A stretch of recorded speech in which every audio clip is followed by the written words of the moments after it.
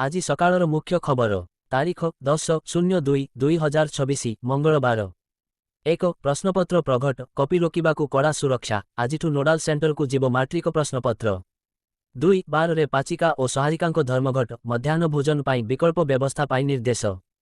3 ଗତକାଲି ଥିଲା ମୁଖ୍ୟମନ୍ତ୍ରୀଙ୍କ 17ତମ ଜନ ଅଭିଯୋଗ ଶୁଣାଣି 94% ଅଭିଯୋଗର ସମାଧାନ କରାଯାଇଛି ମୁଖ୍ୟମନ୍ତ୍ରୀ।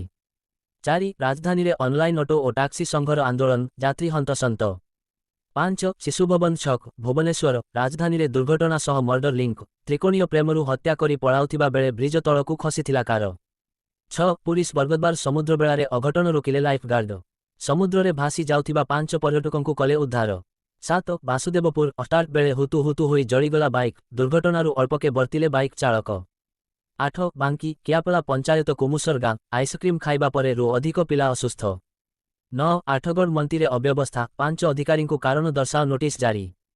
10 ଧାନ କିଣାରେ ଅବ୍ୟବସ୍ଥା ବିଜେପି ସରକାରଙ୍କୁ ନବୀନଙ୍କ ତୀବ୍ର ସମାଲୋଚନା। 11 ବ୍ରହ୍ମପୁର ପୀତବାସ ପଣ୍ଡା ହତ୍ୟା ମାମଲା କୋର୍ଟରେ ହାଜର ହେଲେ ଅନ୍ୟତମ ଅଭିଯୁକ୍ତ ମଦନ ଦଳେଇ। 12 ରାଜ୍ୟସଭା ନିର୍ବାଚନ ନବୀନଙ୍କ ପାଇଁ ଅଗ୍ନିପରୀକ୍ଷା ସମୟ ମାଗି ଭକ୍ତ ନିରାଶ ନୀରବ ବିଜେଡି ସୁପ୍ରିମୋ। 13 ଓଲିଉଡ୍ ଅଭିନେତା ସାତ୍ୟକୀ ମିଶ୍ରଙ୍କୁ ମାରିଦେବାକୁ ଧମକ ପୈତୃକ ସମ୍ପତ୍ତି ଓ ବ୍ୟବସାୟିକ ପ୍ରତିଷ୍ଠାନର ମାଲିକାନାକୁ ନେଇ ବିବାଦ ସୃଷ୍ଟି ବିବାଦ ଏବେ ଉଗ୍ରରୂପ ଧାରଣ କରିଛି।